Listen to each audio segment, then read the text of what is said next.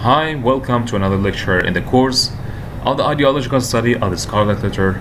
And today we are going to talk about a new theory and its application in the novel, The Scarlet Letter. Today's theory is totalitarian TransIdeology. Okay, first we have to know what is totalitarian ideology. This is the first step we should do before we move on. Totalitarianism is a political system or a form of government that prohibits opposition parties, restricts individual opposition to the state and its claims, and exercises an extremely high degree of control over public and private life. So this is the nature of totalitarian country. Of course, it is a method of government. It is a type of government which is in opposition to democracy. We have democracy, and on the opposite side we have totalitarian government. For example, the North Korean government is a totalitarian government. In Iraq, in the previous regime, during the government of Saddam Hussein, we had a totalitarian government. So this is the general definition of totalitarianism. And today we have so many examples of this type of country, of government, of system, which is in direct opposition to democracy. Now, let's see what does it mean to have trans-ideology. What does it mean? I hope you have well understood the previous lectures and their theories. Now let's see what does it mean, trans-ideology. We have ideology which is blinding or blocking our eyes, our perception from seeing the truth. Now we have something beyond ideology. We have trans-ideology. In some totalitarian governments and ideologies, they propose that not everything in it is ideological. In every ideological system, there is a kind of trans-ideological state. What does it mean? Look, this is a trick that totalitarian governments play. That, for example, they tell you that if you oppose the government, you will be killed, you will be executed. Okay? But when they catch someone who is in opposition to the government, what do? They say that, okay, because we are so merciful, because we love our people, I will not kill you. I will send you to the prison for the rest of your life. You will be in prison for life. So they do not do that ultimate ideological system. They will be like merciful government. They will like present themselves as the lovers of people, of their subjects, of their citizens. That's why they do not kill those who oppose them, but they will send them to the prison for the rest of the life. And this is mostly done in totalitarian governments. This example is found in chapter 3. It perfectly matches this theory. Let's take the example and you will understand more this theory. Let's move on. This is an example found in chapter 3. This is a stranger among the masses in the crowd who is talking to the physician, who is the husband, the real husband of Hester, who was lost for over 6 years. Okay, and now he is expressing the situation, the condition to this old man, the husband, who is now a physician, by the way. So this stranger says, "It behooves him well if he be still in life," responded the townsman.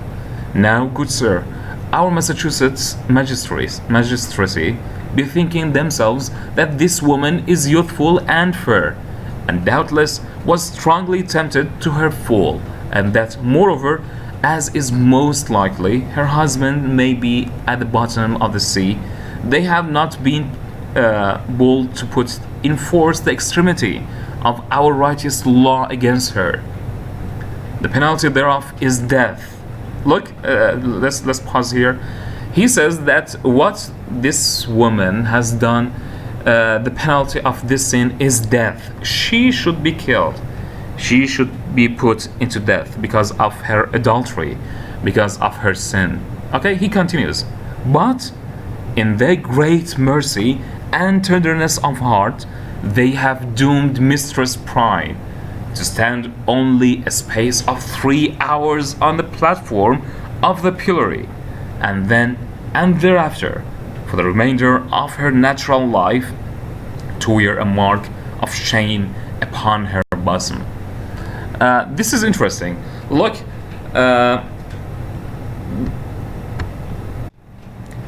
so here in this state, in this Puritan state, in this Christian country and system, of course, if you read the text word by word, chapter by chapter, you will feel that totalitarian government. You will feel that system and government which is in complete opposition to democracy. You feel the domination of the church and the state upon others. By the way, Hawthorne, the writer, didn't understand the real difference maybe between democracy and totalitarianism, because at that context, at that historical context, these differences were not so clear, obvious between these two systems. But now, today, in the 21st century, today in 2020, we understand these differences between these two types of systems. That's why we have a better understanding of what is going on here.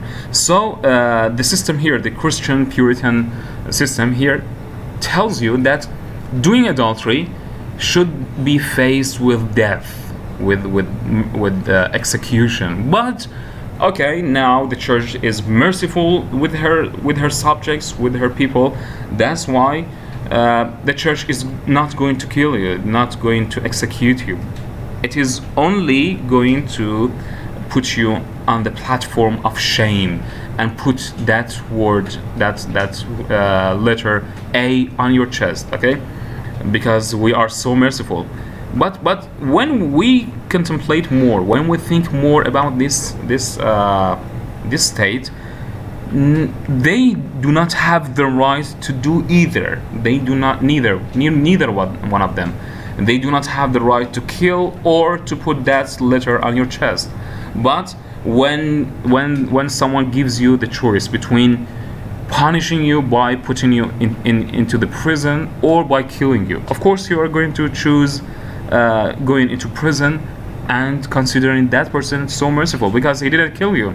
But when you go up and look at the wider picture, you will see that neither one of them is correct. Come on, what is going on? So this is called TransIdeological. Okay, that I am so merciful, I'm not going to kill you, I'm not going to execute you. Okay, this is called going beyond the rules, of ideology. It is TransIdeology. Okay, I hope this is clear to you.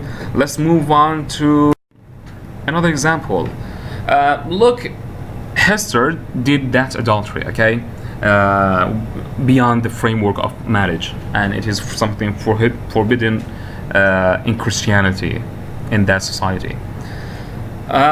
In order to defend herself, Hester, she didn't say that, okay, this is my right, this is my human right, okay, and I'm free to do what I desire, what I want. No, she didn't do that, because at that time human rights was not something clear and understood clearly by people. So Hester used the same logic, the same justification that the Christians did, that other people did. Those people condemned her, okay, punished her, starting from Christianity, depending on Christian frameworks. But at the same time, Hester defended herself, okay, by using the same Christianity. Okay, let's take this example. So one of the masses in the crowd said, "Speak, woman, said another voice, coldly and sternly, proceeding from the crowd about the scaffold. Speak and give your child a father. Okay, now he is making fun of her. Okay, of course she knows that the kid, this child, the girl, the baby is not legitimate. Okay, she's born out of adultery beyond the framework of marriage. So he mocks her and says that, okay, give your child a father. Who is the father of this child? Okay, the woman replies, I will not speak, answered Hester, turning pale as death, but responding to this voice, which she too surely recognized. And my child must seek a heavenly father. She shall never know any earthly one. Okay, this is a reference to Jesus Christ, how he was born, when her mother, brought Christ, the baby Christ, and she said that the Father is God Himself. Okay, according to the Christian theology. So she is trying to make a repetition of that event, as if the child is like Christ, baby Christ, and the Father is God Himself. So this is interesting. She tries to speak in the same mode, in the same language of those people, okay, to convince them. She is using that logic of Christianity to convince them. So this is all about ideology and ideological justifications. So please stay tuned for further lectures and further theories in the field of ideology. And thank you very much. Stay tuned. Bye bye.